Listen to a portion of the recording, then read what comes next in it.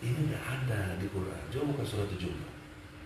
Ya, ayatnya 30-31.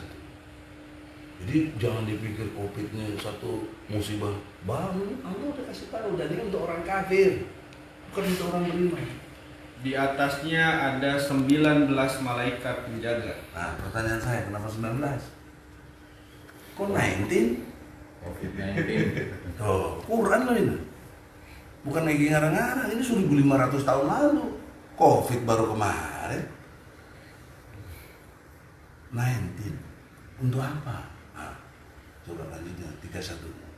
Dan yang kami jadikan penjaga neraka itu hanya dari malaikat, dan kami menentukan bilangan mereka itu hanya sebagai cobaan, bilangan 19, sebagai cobaan bagi orang-orang kafir. Nah, maka lahirnya di Wuhan itu. Terus yang ada. Ya, kemudian Agar orang-orang yang diberi kitab menjadi yakin. nah, kita harus tambah yakin. Terus Agar orang-orang yang beriman bertambah imannya. tambah iman kita. Agar orang yang diberi kitab dan orang-orang mukmin itu tidak ragu-ragu. Tidak ragu-ragu. Faktanya gugur banyak, tokoh-tokoh banyak gugur. Anda bisa tahu. Misalnya menyarankan dia nggak usah ke masjid karena red zone, nggak usah jumatan. Itu bertentangan dengan Quran. Ayat yang mana? Surat 2 ayat 125. Ya. Pasti mereka itu menentang ayat ini, termasuk Arab Saudi, Raja Salman itu. Kena bener ayat ini. Dan ingatlah ketika kami menjadikan rumah ibadah Ka'bah sebagai tempat berkumpul dan tempat yang aman bagi manusia. Ulangi, tempat apa? Tempat yang aman bagi manusia. Sebelumnya. Tempat berkumpul. Kalau tempat berkumpul ada social distancing nggak? Nggak ada. Gila emang gitu ini. Allah udah jamin masjid itu aman. Tempat berkumpul. Kenapa kita ngikutin protokol Yahudi? Kan orang masuk masjid udah cuci tangan, udah wudhu. Kok WHO baru kita ngajarin sekarang cuci tangan? Kan jauh sekali ketinggalan peradabannya. Ini COVID ini peringatan besar buat kita supaya tambah yakin sama Allah, tambah beriman dan tidak ragu-ragu. Tapi yang orang beriman tadi ngakunya beriman tapi ragu-ragu, itulah salah satunya yang serban pakai ban Vespa. Udah kayaknya gitu. Dia masih dan yang saya ngeri ada ulama-ulama itu loh. Kopinya bunyi. Ulama-ulama yang menghimbau untuk tidak ke masjid juga. Majelis ulama ya nauzubillah. Masih nggak ngerti apa pernah dibaca ayat ini kan nggak mungkin gitu. Jadi orang-orang seperti ini Allah yang mau bilang ini orang-orang memperbodoh dirinya. Dia profesor doktor, dia jenderal, tapi goblok. Menurut Allah bukan ini. Nah, di mana ayatnya 130? Ayat 130. Allah kasih tahu. Ya. Coba gimana? Lewat. Al-Baqarah. Itu kan gambaran yang sangat intelektual gitu loh. Dan orang yang membenci agama Ibrahim hanyalah orang yang memperbodoh dirinya sendiri.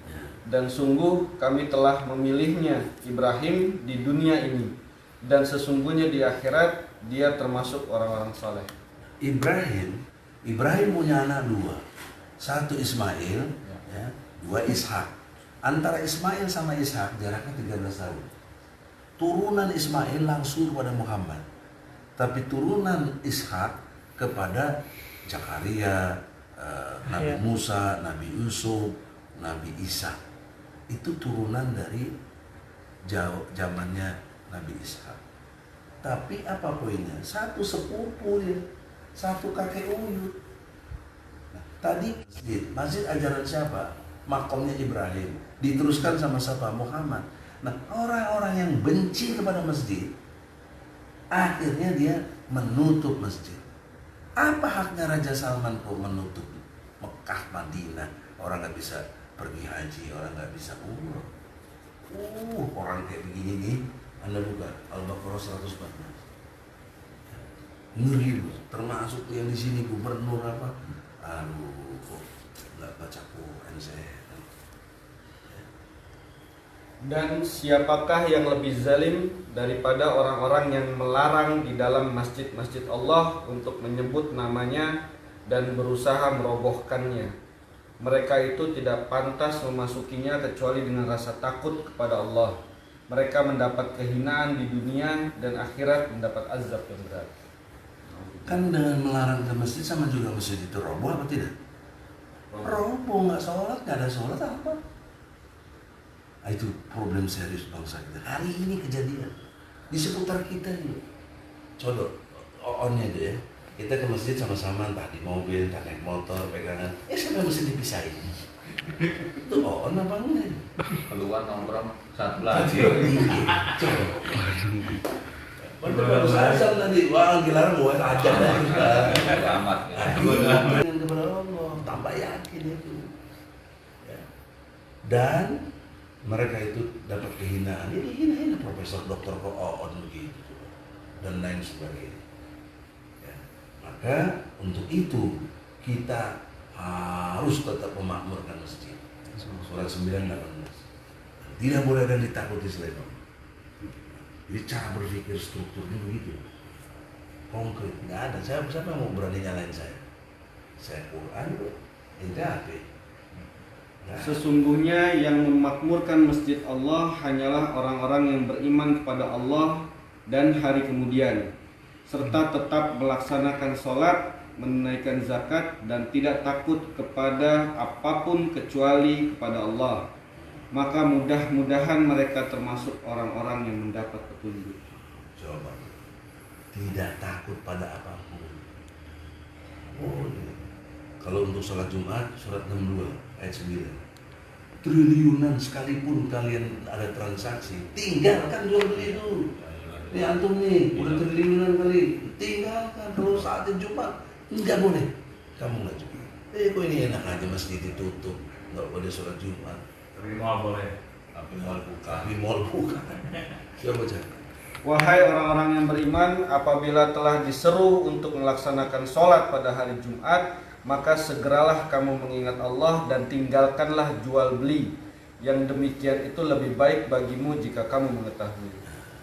Kalau istilah jika kamu mengetahui itu artinya apa? Otak. Ya kan? Pikiran kau itu harusnya lebih kepada satu situasional yang merupakan satu pemikiran. Ya. Jadi oleh karena itu ini kader-kader yang diharapkan maju ya untuk supaya Anda inilah pengisi generasi ke depan. Saya miris surat 4 ayat 9. Coba kita miris dengan ayat ini. Ya. Miris itu artinya apa ya? Prihatin juga bisa ya. Ke depan coba baca. Dan hendaklah takut kepada Allah orang-orang yang sekiranya mereka meninggalkan keturunan yang lemah di belakang mereka yang mereka khawatir terhadap kesejahteraannya. Oleh sebab itu hendaklah mereka bertakwa kepada Allah dan hendaklah mereka berbicara dengan tutur kata yang benar. Pertanyaan saya, sekarang pertumbuhan ekonomi maju apa enggak? Enggak. Nungsa. Nungsa. Anda kasih teori 1% pertumbuhan ekonomi itu akan dapat menyerap 250 sampai 500 ribu tenaga kerja. Tapi untuk menggelontorkan pertumbuhan ekonomi 1% harus digelontorkan 100 triliun minimal. Sekarang pertumbuhan ekonominya nyungsep, berarti tidak ada pertumbuhan ekonomi, minus banget. Bayangkan. Nah kalau tidak ada pertumbuhan ekonomi, daya serap tenaga kerja ada nggak? Nggak ada. Ini pabrik jelas, yang tadinya sehari 100-200 orang, kan 40 orang. Di shift diganti. Artinya menurun produktivitas. Di gerbang ada yang pabrik. Penghasilan jadi kurang. Betul apa tidak? Jelas ya? Ini teorinya dari Islam. sangat diingatkan di Quran itu, hendaklah kamu takut pada satu generasi yang lemah. Lemah apanya? Kesejahteraan. Nah, bicara teori ilmu kesejahteraan ada 6. Ya. 4 berupa fisik, lahiriah, sejahtera lahir namanya. 2 sejahtera batin. Apa yang 4? 1 pendidikan, 2 perumahan, 3 kesehatan, 4 lapangan kerja. Ini semuanya fisik. Lalu yang 2 apa untuk batin kita? Kebebaskan menjalankan agama. Ya, mau beriman kah atau mau kafir, Allah kasih fasilitas. La ikraha fiddin. Coba ini. Orang-orang yang sejahtera lahir dan batin justru diberi yang namanya kebebasan. Apa arti pertanggungjawaban? Coba logika terbaliknya apa? Tidak tanggung jawab. Kenapa tidak tanggung jawab? Tidak bebas. Kenapa diminta tanggung jawab? Karena ada kebebasan. Jelas. Ini filosofisnya harus mengerti betul. Jadi kebebasan itu berakibat adanya tanggung jawab. Nggak mungkin dia nggak diminta tanggung jawab. Kebebasannya itu kenapa kamu melakukan ini? Kenapa melakukan ini? Bahkan Allah mengajarkan jangan kamu ikuti satu yang kamu nggak tahu. Nggak boleh ikut-ikutan. Coba dikaitkan dengan partai politik, pada ikut-ikutan aja nggak ngerti. Yang penting upload ihim. Mampus. Padahal Allah bilang jangan ikut-ikutan. Ya, di mana surah 17:36? Ya. Cepat selesai deh. Kalau ini apa mengalir terus logika. Karena kita saya gemes lihat generasi ini begitu. Udah 75 tahun merdeka.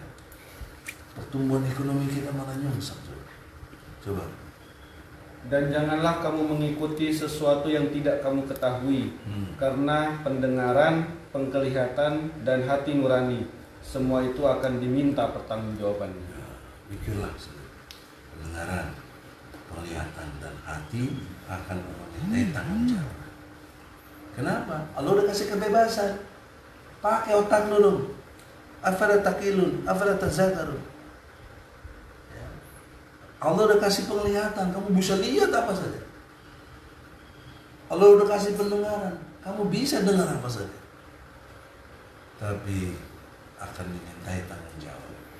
Wah, ini baru keren di Quran, intelektual. Oleh karena itu, dalam konteks kita sekarang sebagai generasi, ya betul-betul siapkan diri kita. Ini perintah Allah, bukan perintah ini. Surat 8 ayat 60.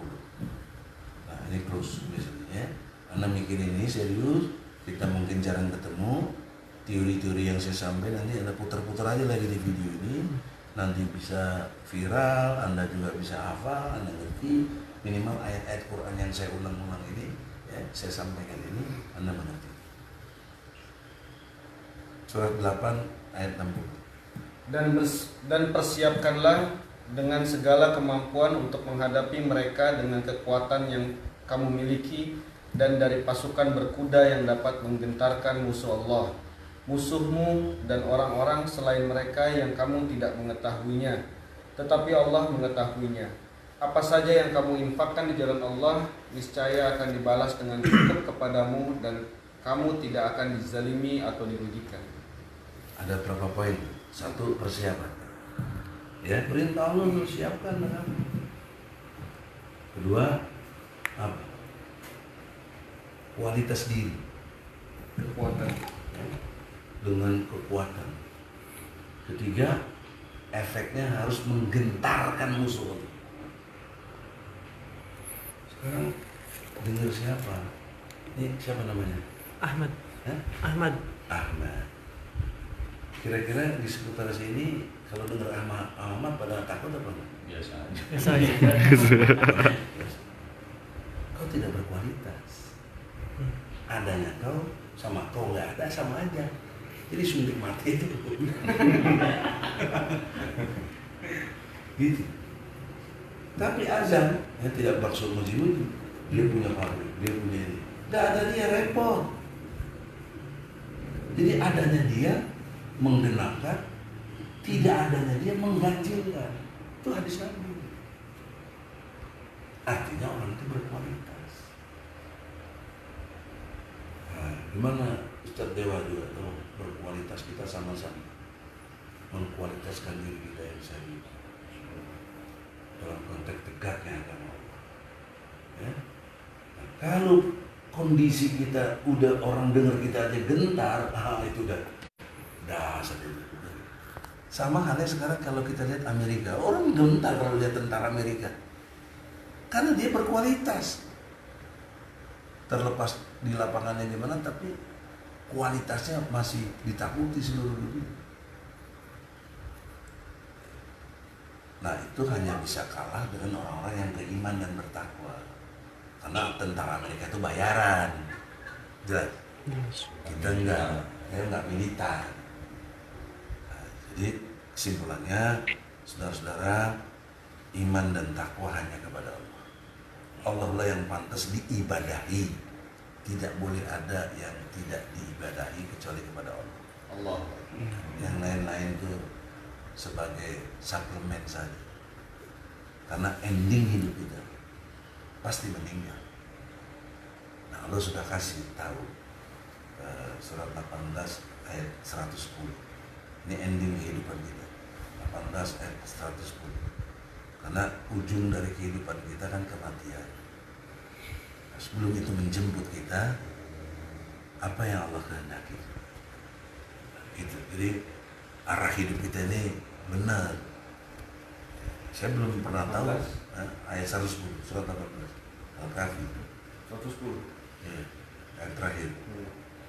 Katakanlah Muhammad, sesungguhnya aku ini hanyalah seorang manusia seperti kamu yang telah menerima wahyu, bahwa sesungguhnya Tuhan kamu adalah Tuhan yang Maha Esa.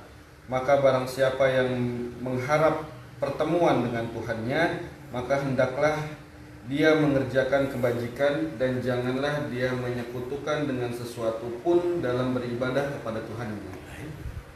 Jadi kalau kamu mau jumpa dengan Allah, itu aja itu. Dengan jabaran-jabaran yang tadi sudah saya sampaikan. Semoga ada manfaatnya. Barakallah. Assalamualaikum warahmatullahi wabarakatuh. Allah Akbar.